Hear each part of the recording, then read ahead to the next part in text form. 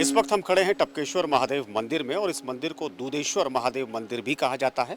और इस मंदिर की सबसे बड़ी खासियत यह है कि 6,500 साल से पुराना इस मंदिर का इतिहास है। मान्यताओं की अगर हम बात करें तो मान्यताओं के अनुसार देवता जो थे वो यहाँ पर तपस्या करते थे। उसके बाद ऋषि मुनियों का जब दौर आया तो वो यहाँ पर तपस्या करते थे और उसके बाद ये गुफा और भी चर्चित हुई जब खुद गुरु द्रोणाचार्य ने यहाँ पर तपस्या की और उनके जो पुत्र थे अश्वत्थामा, उनका जन्म भी यही हुआ। उसके बाद ये सिलसिला लगातार चलता रहा और कहते हैं जो मान्यता है, मान्यताओं के अनुसार ये कहा जाता है कि इस गुफा में जो अंदर की जो कलाकृतियाँ हैं वो थननुमा है और उन थनों से दूध टपकता था। ये दूध तब टपकता था जब माता कृपि को दूध नहीं होता था। अश्वत्थामा जब दूध की मांग करते थे तो उनकी माँ बहुत परेशान होती थी। उसके बाद भगवान शिव की यहाँ पर ऐसी अनुकंपा हुई कि भगवान शिव ने गुरु द्रोण को आशीर्वाद दिया और आशीर्वाद के रूप में इस गुफा से दूध टपकने लगा, जिसके बाद जो अश्वत्थामा थे उनकी भूख खत्म होती थी और उसी दूध को पीकर वो पले बढ़े।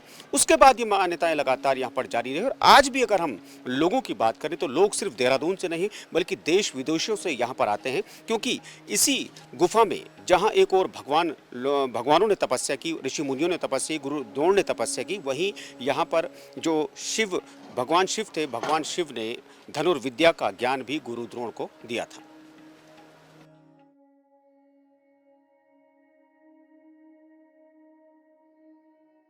देहरादून में टॉस नदी के किनारे पर बसा है टपकेश्वर महादेव मंदिर, जिसकी मान्यता हजारों साल पुरानी है और यहाँ सदियों से ही जहाँ देवी देवता तपस्या करते आ रहे हैं, वहीं आज भी लोग यहाँ पर भगवान शिव की पूजा अर्चना के साथ उनका आशीर्वाद प्राप्त करने और दर्शनों के लिए आते हैं।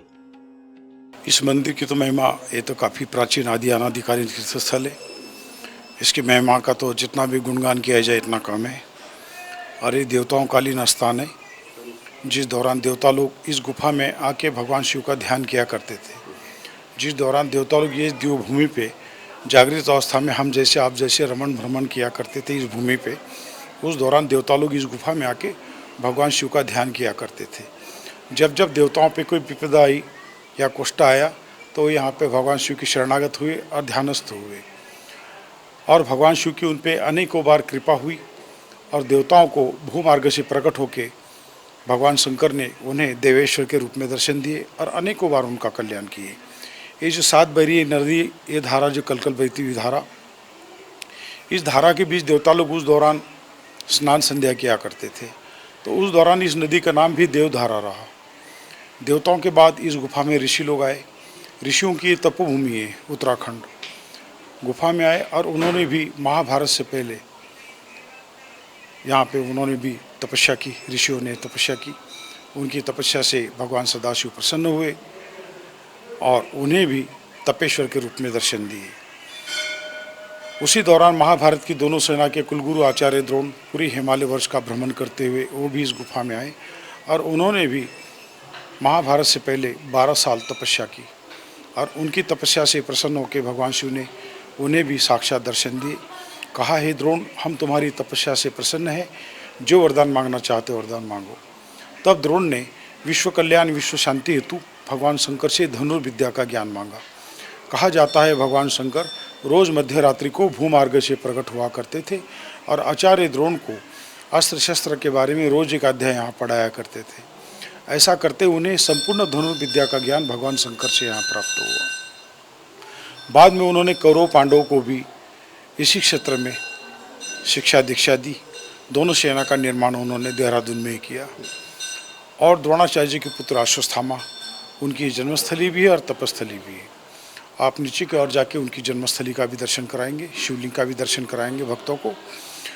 तो उनका जन्म हुआ, लेकिन माता कृपि के पास उस दौरान दूध नहीं था उस बच्चे को पिलाने के लिए। बहुत कोशिश की, कहीं दूध प्राप्त नहीं हुआ। फिर चावल का पानी पिलाते रहे ऊपर का माड़ निकाल के।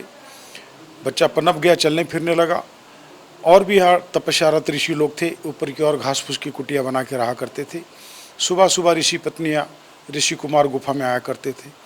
उन बच्चों के साथ अश्वत्थामा की मित्रता हो जाती और खेलते हुए वो भी एक रोज़ उनकी कुटिया में चले जाते हैं। वहाँ जाके देखते कि सभी बच्चे अपने अपनी माता की गोद में बैठ के कुछ कर रहे हैं। तो उन्हें आश्चर्य होता है कि क्या करते होंगे। तब उनकी माता ने उनको अश्वत्थामा को देख के उन बच्चों को पल्लू से ढक दिया और पीठ पे हाथ मारते हुए सहलाते हुए उसे दूध पान कराने लगी। जाओ बोले बेटा अभी आ जाएंगे। तब अश्वत्थामा को बुरा लगा कि पता नहीं मैं खेलने के लिए आया हूँ, इसने ढक भी दिया और मार भी रही है, क्या बात है। जब अश्वत्थामा अपने आ गया है तो ऋषियों के पास आए तो उनसे कहा, बोले हमारी सुनो, बोले हम खेलने के लिए आज आए हैं, बड़ी मुश्किल से हमारी माँ को बचा के हुए और यहाँ आए तो बोले उनकी माताओं ने, बोले उन बच्चों को मैं देखने गया तो उन्होंने ढक दिया उनको और मार रही है। बोले नहीं बेटा वो खेलने की तैयारी कर रहे हैं। बोले तुम खेलने के लिए आओ। बोले खेलने की तैयारी कर रहे हैं, अभी आएंगे वो। तो बोले बेटा वो मार नहीं रही, बोले वो सहलाते उसे दूध पान करा रही। बोले दूध क्या होता है। बोले बेटा दूध एक श्वेत पदार्थ होता है, पीने में मीठा होता है और पदार्थ गाय से या तो माँ से प्राप्त होता है और इसके पीने से भूख प्यास मिट जाती है। तो और भी जो ऋषि लोग बैठे हुए थे, अरे बोले तुम खामाखा चर्चा किए जा रहे हो दूध की। जिस बच्चे ने आज तक एक बूंद दूध नहीं पिया है, आप हम सब जानते हैं, और तुम दूध के बारे में व्यर्थ में चर्चा किए जा रहे हो, वो क्या जाने। अरे जाओ, बोले आज खुशी का अवसर है, बोले सौभाग्यवश आज प्रथम बार अश्वत्थामा आज हमारे आश्रम आए हैं तो आज इनका स्वागत भी दूध से किया जाए। जाओ, बोले एक कटोरा दूध ले आओ। एक कटोरा दूध लाए और अपनी गोद में बिठा के अश्वत्थामा को एक कटोरा दूध पान कराए। पीने में मीठा मधुर लगा और शक्ति का एहसास होने लगा। तब से अश्वत्थामा के मन में दूध के प्रति लालसा पैदा हुई कि काश ऐसा दूध रोज़ मिले तो कितना अच्छा होगा। जब सायंकालीन गुफा में आए तो उनकी माता ने वही चावल का पानी भरा हुआ सामने रख दिया, माड़ का कटोरा। बोले बेटा सुबह का दूध रखा है, हमें दिन भर तुम्हारी चिंता सताई जा रही थी, तुमने ना खाया है ना कुछ पिया है बेटा, पहले इसे तुम पी लो, बाद में हम चूल्हा जला लेते तो बाद में तुम्हारे लिए दूसरा ताज़ा दूध बना लेते। अश्वत्थामा ने कहा कि नहीं बोले माते, ये दूध पी पी के मेरा मन उब गया। बोले माते तो ज़बरदस्ती पिलाती है और मैं पी लेता हूँ, लेकिन हकीकत में माते ये दूध नहीं है जो आज मैंने ऊपर दूध पिया ना एक कटोरा, बोले वही दूध है, बड़ा पीने में मीठा मधुर था माते, बहुत अच्छा लगा पी के माते, वही मुझे देना। बोले आज से अब मैं ये नहीं पीऊँगा। तब माता कृपा की भी आंखों से आंसू निकले, मेरा बेटा होने के बावजूद भी मैं इसकी इच्छा पूरी नहीं कर पा रही हूँ, माँ होने के बावजूद। हे भगवान मेरी कैसी परीक्षा की घड़ी। आप बोली मैं इससे झूठ बोलूँ कि सच बोलूँ। तब उसी दौरान द्रोण आए। द्रोण से उन्होंने कहा कि बोले स्वामी अब हमारा बेटा बड़ा हो चुका है, अब ये दूध और पानी को जानने लगा है, अब इससे अधिक झूठ बोलना ठीक नहीं होगा, कृपा करके आप अश्वत्थामा के लिए कहीं से दूध की व्यवस्था करें, नहीं तो हमसे इसका जो हाल देखा नहीं जा रहा है। द्रोण बोले प्रिय धैर्य बनाए रखो, भगवान शंकर दयालु कृपालु, आज तक उनकी कृपा ही रही है हम पे, तुम कृपा बनाए रखेंगे, ज़रूर वो कृपा बनाएंगे। बोले प्रिय अभी अभी मुझे सुनने में आया हमारा मित्र सखा द्रौपद अब राजा बन चुका है, बड़ा अच्छा लगा मुझे सुनने में। और बोले उसने जो वचन दिया था मुझे कि तपस्या के दौरान आधे रास्ते विदा करते हुए कि आपको तपस्या के दौरान कोई ज़रूरत महसूस हो तो मुझे याद करना। बोले प्रिय मैंने आज तक तो उससे कुछ मांगा नहीं, लेकिन बोले आज हकीकत में अश्वत्थामा के लिए मुझे भी एक गाय की ज़रूरत महसूस हो रही है। तो बोले प्रिय अब मैं यहाँ से हस्तिनापुर की ओर प्रस्थान करता हूँ और वहाँ से गाय भी ले आता हूँ। आज तक हमने उससे तो कुछ मांगा नहीं, हमने तो कंदमूल खा के इस तपस्या का काल व्यतीत कर लिया, जैसे तैसे व्यापन कर लिया हमने। तो बोले वहाँ जाता हूँ, एक गाय भी ले आता हूँ और राजाभिषेक के उपलक्ष्य में उसे बधाई भी दे देता हूँ और मील भी लेता हूँ। बोले ठीक है स्वामी। फिर द्रोण यहाँ से हस्तिनापुर की ओर प्रस्थान करते हैं, वहाँ जाके राजन को बधाई भी दे देते हैं और एक गाय की मांग करते हैं। लेकिन अभिमानवश राजा बनने पे अभिमान हुआ था द्रौपद को, तो अभिमानवश वो मित्र को दिया हुआ वचन भी भूल जाते हैं और मित्र का सम्मान सत्कार करना भी भूल जाते हैं और गाय देने से मना कर देते हैं। बोले कहा हे द्रोण तुम कहाँ भिक्षुक ब्राह्मण और हम कहाँ राजा, अरे लेन देन तो बोले बराबरी वालों के साथ होती है, और गाय देने से मना कर दिया। और द्रोण निराश होकर इस गुफा में आए। गुफा में आते ही आकाशवाणी हुई कि हे द्रोण निराश ना हो, अश्वत्थामा भगवान शंकर का दिया हुआ प्रसाद है, उसकी रक्षा स्वतः शंकर भगवान करेंगे। अश्वत्थामा से कहे कि वो भगवान शिव की तपस्या करे। तब अश्वत्थामा ने इसी शिवलिंग के सामने एक पाँव के बल पर खड़े होकर भगवान शिव की तपस्या आरंभ की, भक्ति योग हठ योग के साथ। हे भगवान जब तक आपके दर्शन नहीं होंगे तब तक मैं यहाँ से हटूंगा नहीं, और जब तक मुझे दूध प्राप्त नहीं होगा तब तक एक पाँव मैं धरती पर रखूँगा नहीं। तपस्या करते करते 6 मास व्यतीत हो जाते हैं और पूर्णमासी पे उनकी तपस्या पूर्ण होती है और भगवान शंकर भूमार्ग से पूर्ण रूप से उन्हें प्रकट होकर साक्षात दर्शन देते हैं, अजरामरता का वरदान भी प्रदान करते हैं, दूध प्राप्ति का वरदान देते हैं। देखते ही देखते गुफा गौ के थन का आकार लेती है, वहीं से दूध की धारा आती है, वही दूध अश्वत्थामा पीते हैं और अपनी भूख प्यास मिटाते हैं। बाद में दूध का सिलसिला यहाँ कलियुग तक चलता रहा। तब तक ये शिवलिंग दूधेश्वर के नाम से विख्यात रहा। कलयुग के लगते ही उस दूध का गलत इस्तेमाल होना, भगवान का नाराज होना और वो दूध था वो पानी रूप में बदल जाना। तब से लेके आज तक हजारों सालों से इस स्वयंभू शिवलिंग के ऊपर प्राकृतिक रूप से जल की बूंदें टपकती है और इनका अखंड अभिषेक रात दिन होता रहता है। और जल टपकने के कारण इस स्वयंभू शिवलिंग को आज टपकेश्वर के नाम से जाना जाता है। और ये लगभग यहाँ का इतिहास 6,500 साल पुराना है। पूरे भारतवर्ष से भक्त लोग आते हैं, टपकेश्वर महाराज का दर्शन करते हैं। जैसे अश्वत्थामा की, माता कृपी की, द्रोणाचार्य जी की जो मनोकामना भगवान शंकर ने पूर्ण की, ऋषियों की, देवताओं की, उसी तरह टपकेश्वर महाराज आज भी पात्रता अनुसार सभी भक्तों की मनोकामना यहाँ पूर्ण करते हैं। टपकेश्वर महादेव मंदिर देहरादून के गढ़ी कैंट में मौजूद है, जहां श्रद्धालु रोज भगवान के दर्शनों के लिए आते हैं। यहां पहुंचने पर श्रद्धालुओं को एक अलग ही अनुभूति का एहसास होता है। यही वजह है कि यहां पर श्रद्धालु सिर्फ देहरादून से नहीं बल्कि देश और दुनिया से दर्शनों के लिए आते हैं।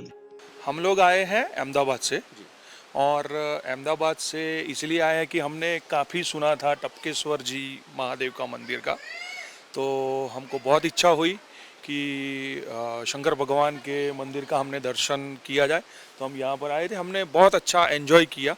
बहुत ही अच्छी जगह है, बहुत ही पीसफुल और एकदम परम शांति का अनुभव होता है सबको।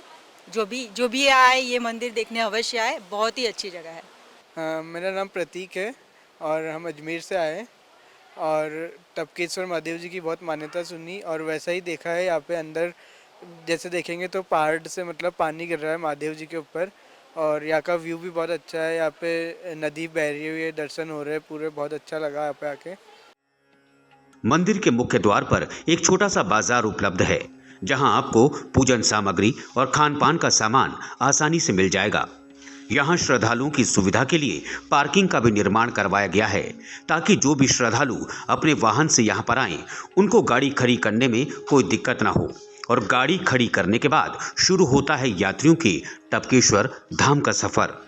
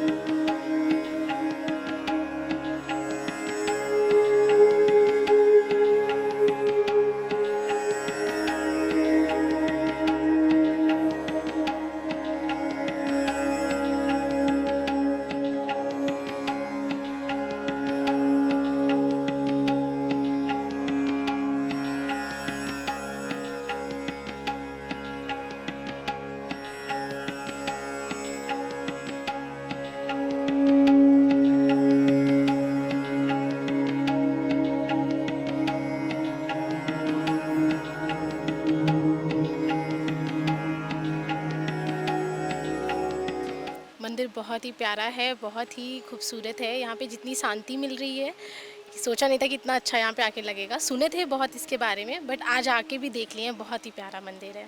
सर आप कुछ बताइए मंदिर के बारे में। जी, मैंने इसके हिस्ट्री के विषय में सुना हुआ है कि ये 6,500 साल पुराना मंदिर है और यहाँ पे पहले देवताओं ने, फिर ऋषि मुनियों ने और फिर गुरु द्रोणा ने यहाँ पे तपस्या की, जिनके पुत्र जब यहीं पे पैदा हुए थे और उन्हें दूध की कमी थी तो उन्होंने तब एक पैर पे 6 महीने से ज़्यादा तपस्या की, जिसपे वहाँ दूध की टपक जो है कि यहाँ पे लगती थी, वही हम लोग देखने आए थे।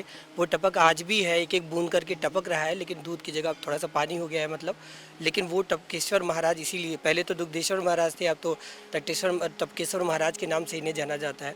और मैं यूपी जौनपुर से हम लोग आए हुए हैं, बस यही देखने के लिए आए थे और मुझे यहाँ आके बहुत ही अच्छा लगा। मंदिर काफ़ी ही अच्छा है, यहाँ शांति बहुत ज़्यादा है और शिवलिंग के पास जो बैठ के शांति मिलती है, वहाँ पे जब आप 108 बार मंत्र का जाप कीजिए तो एक अलग ही अनुभव मिलता है। तमसा नदी के किनारे बसा है टपकेश्वर मंदिर और ये वही मंदिर है जिसका इतिहास 6,500 साल पुराना है। इसी इतिहास को आज हमने आपको बताया, जहाँ पर श्रद्धालु सिर्फ देश से नहीं बल्कि विदेशों से भी यहाँ पर आते हैं और भगवान शिव की यहाँ पर ऐसी कृपा है कि जो भी यहाँ पर आता है वो खाली झोली नहीं जाता, खाली हाथ नहीं जाता। भगवान उसकी झोली और या उसको आशीर्वाद ज़रूर यहाँ पर देते हैं। और हम ये उम्मीद करते हैं कि आप भी अगर किसी कोने में है, आपको भगवान शिव के दर्शन करने हैं तो आप देहरादून स्थित टपकेश्वर मंदिर में ज़रूर आइए और आपकी मनोकामना ज़रूर पूरी होगी। और आपको अगर ये स्टोरी पसंद आई है तो आप हमारे चैनल को लाइक कीजिए, सब्सक्राइब कीजिए। अगली बार फिर मिलेंगे किसी नई स्टोरी के साथ। तब तक आप मुझे और मेरे सहयोगी अफजाल को दीजिए इजाज़त और आप देखते रहिए क्राइम पेट्रोल। नमस्कार।